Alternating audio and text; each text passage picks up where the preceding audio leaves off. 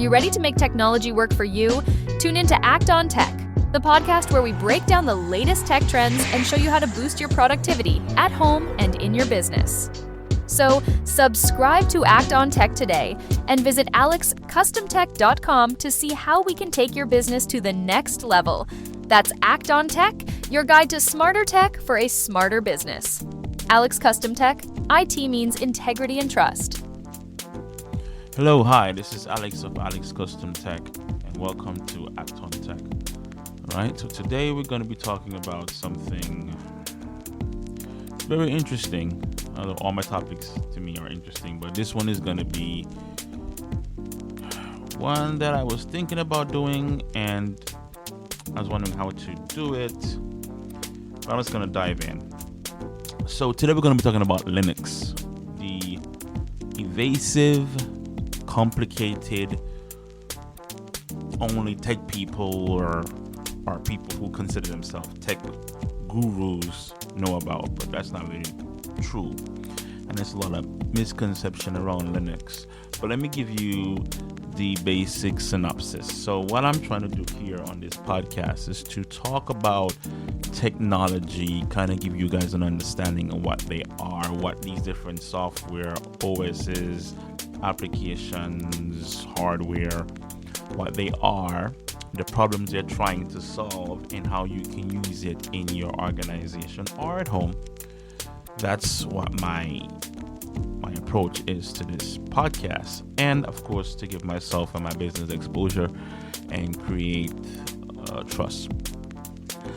Like I said, a little bit about myself. I've been doing a podcast for a while now, but I have a small MSP that I'm running, and I have clients, and I do break fix computer, and I install security cameras. And so it's just a little small operation that I have that I do. It's based on my passion, technology, and I went to school, network engineering certified, and I have over 10 years history in doing this technology thing, right? An introvert, so I don't really have the best social skills, and for the most part, I don't care what people think about me or what I'm doing or their opinions. Everybody has an opinion. I take it or leave it. Just kind of giving you this background, a little bit of background about myself, so you can understand, why I'm doing it. Why should you even listen to me? There's a bunch of other people you can listen to, and this is true, and I'm aware of this. But the truth and the fact of the matter is, you have a business, you have to put up a sign, let people know that you have a business and you operate in a particular space, and that you can showcase your skills. And that's what I'm doing. I'm showcasing my skills so I can develop trust with customers so that they can hire me to do work. Because at the end of the day, if I don't get hired, I don't make any money. So that is the motivation behind these podcasts. But at the same time, I'm trying to partake some knowledge, right? I do most of the things in my business by myself, and I am not big on subscriptions. I think I talked about that in a podcast before. So that's that. And I'm thinking about this too, because my dad came by the house yesterday, and he was telling me that because I updated some of my photos on LinkedIn and on Facebook, because I have these social medias that I use to promote my business. So I updated some of my photos, and I guess some of my cousins from Jamaica haven't seen me in years, so they saw that I have the locks now. And they're like, "Oh, Alex, you have dreadlocks now." And it's interesting because I never really ever cared about my appearance. I am big into meritocracy, so I don't care how people look, and I don't judge people for the most part. I can't say I don't judge people ever on how they carry themselves, but for the most part, I don't, because I think who you are on the inside matters way more than who you are on the outside, how you present yourself. That does not mean that people don't present themselves in a certain way, and it does reflect kind of who they are on the inside. But for the most part, people, how they show up into the world physically might not be who they are on the inside. So you can't really judge a book by its cover, in a sense. So I carry myself in a way that I'm comfortable.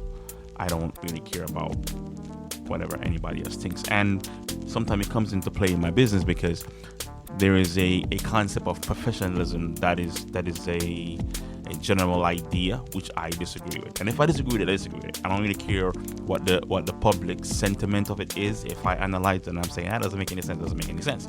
And professionalism in the modern colloquialism doesn't make sense to me, because professionalism should be based on merit. It shouldn't be based on how you carry yourself. So a suit and tie doesn't make you professional. It just makes you look good in a suit and tie. My opinion. I think if you're able to do the job, whatever job that is, that's what makes you professional. Can you deliver on a deliverable? That's what matters. And I'm kind of going off on a tangent on here. How does it relate to Linux? Here's how it relates to Linux. So there's a guy in 1991 that developed the Linux operating system software, right? And his name is, I don't want to butcher this guy's name at all, right? So let me see here. Okay, so before I go into his name and how it relates to what I just the word dump I just did. So you have operating systems like Windows and Mac OS, and of course you have other operating systems before that, but these are the two major players in the space. And these guys and the people who develop these operating systems, you know them, you know Bill Gates, right? And you know Steve Jobs. Okay, those are guys behind the Apple Mac stuff and behind Windows and PC, right? But there's another one, and people don't, if you're not in the tech space, you don't really know about it. But there's Linux, and Linux is based off of Unix, and I don't want to go into the weeds with this, but there's a whole other ecosystem other than Mac and Windows that's known as open source.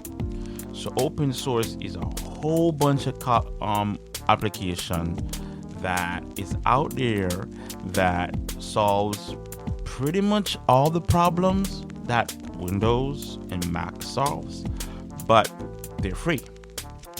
So there's, again, in life there's no solution, only trade-offs. So the trade-offs is it's free, but it's not locked down.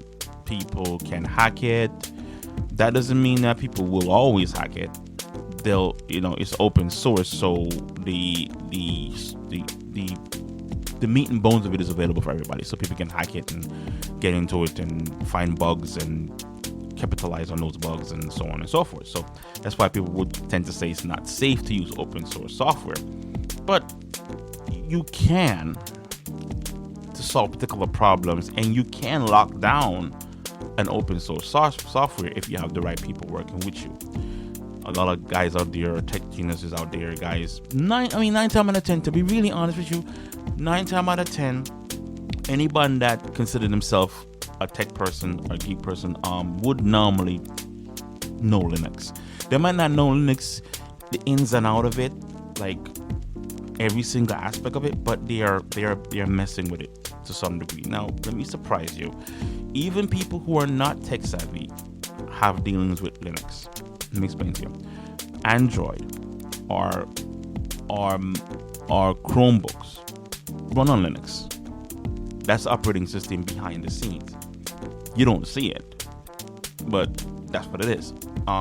There's a well-known, well, I say well-known, but a lot of people, tech people, who fed up of Mac and fed up of Windows, run Ubuntu in their homes, and that's the operating system. And you look at it, it looks like Windows. Okay, has a GUI and all that stuff, and point and click operation. That's Linux, right? There is a learning curve. I remember when I got my first Mac, which I still have, right? Because it's in my studio. It's a learning curve for me. It's not like Windows. It's a whole different thing than Windows. It's a learning curve to use Mac from Windows. If you're used to Windows, MacBook is a different thing than Windows, and it's the same thing with Linux. You would have to learn how to use Linux. So I went to school. I was introduced to Linux when I was in school, and I fell in love with Linux. That doesn't mean I'm well versed in Linux. I'm not gonna sit here and lie. I am not. But 9 times out of 10, if I need to do something and it's Linux based, I'll do it. Like right now, I'm working on a project where I'm switching over my voice, my VoIP or voice over IP, my phone system, and I'm using Linux to run the server that's going to manage the phone. And I have other applications in my office that use Linux. My radio station doesn't use Linux, I must say. I really can't. But if I come up with a solution that Linux will solve, I will use Linux. But for the most part, Windows work really well in here. And so I use Windows, two different versions of Windows, Windows 7 and Windows 10, and I have my MacBook Pro, which does my audio production and that kind of stuff, because I really love how MacBook or Mac does that, OS does that, Mac OS does that. So I use that for that. But we're gonna talk about Linux, and I'm going around this ridiculous this introduction for you to understand something. So yes, so Linux is an operating system, it's an open source operating system that runs on Unix, right? So it was released in September 17, 1991, right? And Linus Torvalds was the one that came up with it. Now, that's the name that's tied to Linux, just like how Steve Jobs and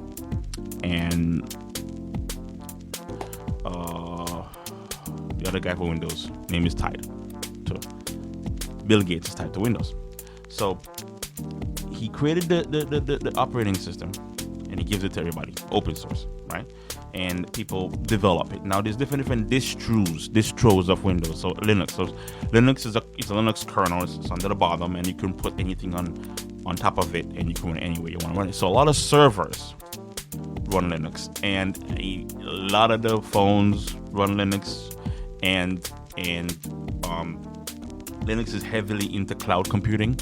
So a lot of those cloud stuff that you do, that's all Linux behind the scenes.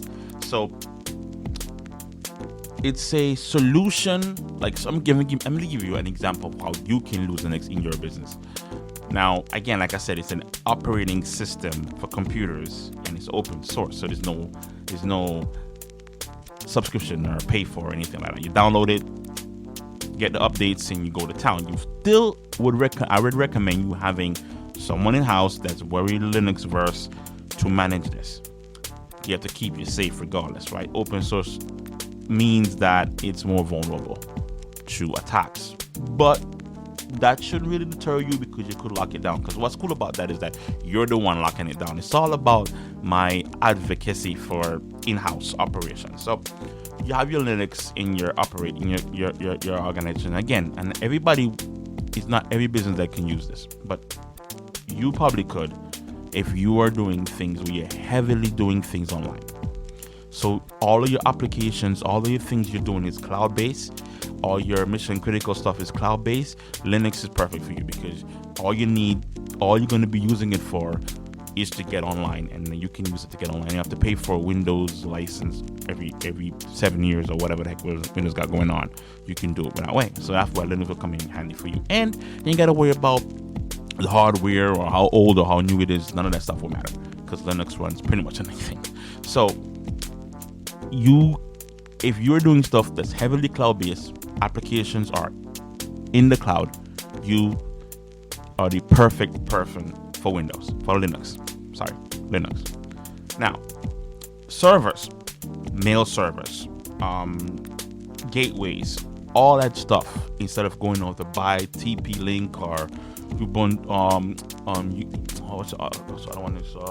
I use a lot, Unify. You can just go get a computer, install Linux on it, and run one of those Linux distros and run something like that, and create your own gateway and manage that, right? All the stages of networking, Linux, in my opinion, can run, right? And you don't have to pay for anything. That's the beautiful thing about Linux, but you're gonna need to manage it. Okay, it's a mouthful. And again, I was thinking about how I'm gonna present this. So open source, meaning that is anyone can run, study, modify, or redistribute the source code, right? Secure, a customizable, and secure alternative to Windows and MacBook and that kind of stuff, right? It's very stable. That's one of the things that we as tech guys love about it. It's very stable, right? Linux is known to be stable in performance, right? Supports multi-threading, right? Linux is well suited for server application that support high volume of multi-thread, like multiple things can run on it on the same time, right? Okay, so it's a general public license. So again, when you download this thing, one and done, you have it running in your organization. You got to worry about it again. Let's have a guy that's maintaining this thing all the time. Then you'll be fine, right? Now, I haven't fully moved over to Linux because I need, like for instance, perfect example, at my radio station. I run a automated system from a radio station that needs Windows to run. So I couldn't go Linux. Now you can do it technically. I could do that. I could run Linux as the base of it, that runs on the hardware. Then I could do the Windows as a virtual machine and run it that way. So I could do that, but I have it set up where Windows is on the computer, and it just runs it from there, and that's how I set it up. But you can technically run Linux 100% if you really wanted to. But it's gonna if there's any time you're gonna need a guy in your organization that knows what he's doing as far as like MSP or your tech guy, is gonna be in that scenario. But you'll save money because Linux is free and it's open source. And then what's cool about the open source community is that they are really, really, really, really, really dedicated to keeping this stuff up and running, because there's something about us tech guys. We love the technology, but the business aspect of it, the corporate aspect of it, we don't like. We don't like the corporatization of technology. We kind of want it to be open and free and available and accessible to everyone. We don't want only certain people can get it, like we don't like, that's why some of our tech guys are turning up their nose on Mac, because even though Mac is a really good machine, it's like, it's a status symbol for some weird reason. Like they do it with phones too. Like you have Android people and Apple people, and tech guys don't like that. It shouldn't be like that, right? And so Linux is kind of like the answer to what we want. Like you see how I advocate for local storage and local administration. I'm not against the technology of cloud. It's just that I kind of want it to be a backup to my main system, not my main system. But again, there's alternatives to everything, right? And again, there's no solutions, life's only trade-offs. But Linux, for me, and I'm pretty sure I can speak for other tech guys, that's what it is. It's away from the corporatization of technology, and it's just how technology really should be, but again, it's and this is what Steve Jobs didn't like about us tech guys. And he said, you can find this in media, you can Google it and see what he said. We tech guys, we don't have a problem digging into something to make it work. So we don't mind going 10 steps or 16 steps to get the DVD to play or to get something to do what we want it to do. We don't mind that. We love that. But the normies, or the regular consumer, or you people who listen to this podcast, you don't really want to jump through hoops to get something to do something. You just want to press play and it works. So you want it to just do what it's supposed to do with as few clicks as possible. And that's the difference between a person that's tech savvy and a person that's not, a consumer. They don't want it complicated. and they will pay for the convenience for it to be convenient, and we don't think that paying for the convenience is worth it. And that's the difference. And that's what Steve Jobs didn't like about us, because we would create something and we love it, but it wouldn't sell on the market because it was just too damn complicated. And so what it did was cool, but to get it to do what it should do is too complicated. And that's where Steve Jobs was like, no, make the damn thing simple. And that's what it is. Engineers are like that. And God rest his soul, he was right. I'm not going to take that from him. I'm not going to take it from him. And Windows and Mac does solve that problem. But man, the price they solve that problem for, and the price people are willing to pay for that is just like, yeah, sure, you could just, do a couple more clicks, So that's the disconnect here. But Linux operating system is a solution to you guys that do most of the things in cloud. Let me give you an example. I have a client that I'm in Pennsylvania, so there's a lot of things that for our DOT people can do as far as like titles and stuff for your car. People have their own little offices and they do that, little agencies. Most of the things that they're doing is online. Pretty much 99% of the things they're doing is online. They have MacBooks and they have Windows operating system runs and running their business. You don't really need that. You could run, all those computers could run Linux. And you can have Linux in that operation, because everything you're doing, you're pulling down from a DOT website, you're running Google Sheets and Google Drive, that can run on Linux. You don't need to do anything with any MacBook or any Windows operating system. You can totally do it on Linux, right? That's what I'm talking about. So these people can have a computer, a whole network, and not pay a dime for the applications running on that network. How cool would that be? So yes, it's promoting Linux, yes, and there's a ton of distros. So my favorite is Ubuntu, but there's Red Hat and some other ones. I am not going to go into the details of that because I'm probably running too long as it is, right? But I do a podcast every week, and this one was one I was mulling over in my head to say, should I introduce Linux to my audience? Yes, Linux is a solution. Ask your tech guy or your MSP or whatever. Say, how can we utilize Linux in some of the areas, in some of the departments in our industry, in our business? Let run some of the computers on Linux. Get some of your staff running on Linux.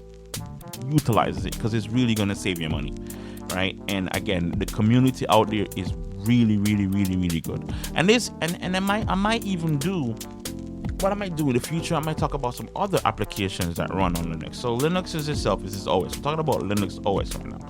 There's other open source application that of course runs in Linux, but can run on Windows. So you can actually have open source software that runs on Mac and runs on Windows, right?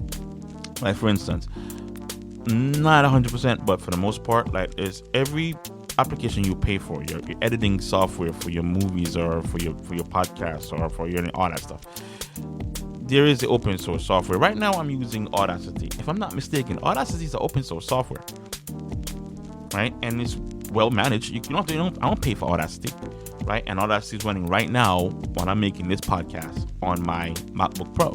So we are kind of even using some of these open source software, right? So don't be afraid of open source software. Use them. They're there to be used and save yourself some money. Again, some of the prices I hear for these things, it's like ridiculous. I mean, I'm sorry.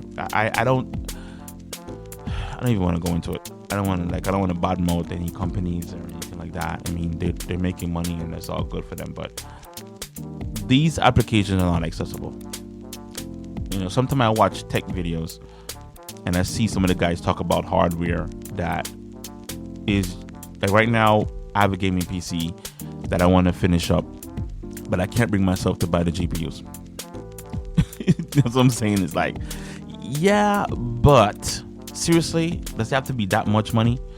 So again, Linux is a solution to a lot of some of the woes when it comes to business application and software and OS. Linux can solve all those problems, and you guys should consider that. Ask your tech guys, ask your MSP about how about Linux. Should run Linux in here. And like I thought before, you know Bill Gates, you know Steve Jobs, but you don't know Linus. So, like I always say, stay productive. This is kind of a short one, but I wanted to see if I could just get this out of the way. We're gonna revisit this again in the future because I might talk about some other open source software, and we're gonna bring up Linux again. But if you want to look at it yourself, you can go check out Ubuntu, or you can check out Red Hat. You can download it, try to run it on a virtual machine, see what you think about it, get used to it. For the most part, it runs like Windows. Point and click. Installing applications on there is a little bit tricky because it requires a command line. But like for instance, Ubuntu kind of simplifies the application installation. So, but then you learn some more things about command line too, right? And all you guys out there want jobs. No matter what's going on in AI, Linux is going to be around. I guarantee you. No matter how AI changes and advances and get rid of jobs, Linux is going to be needed. If you are Linux certified, you might be okay. So, like I always say, stay productive.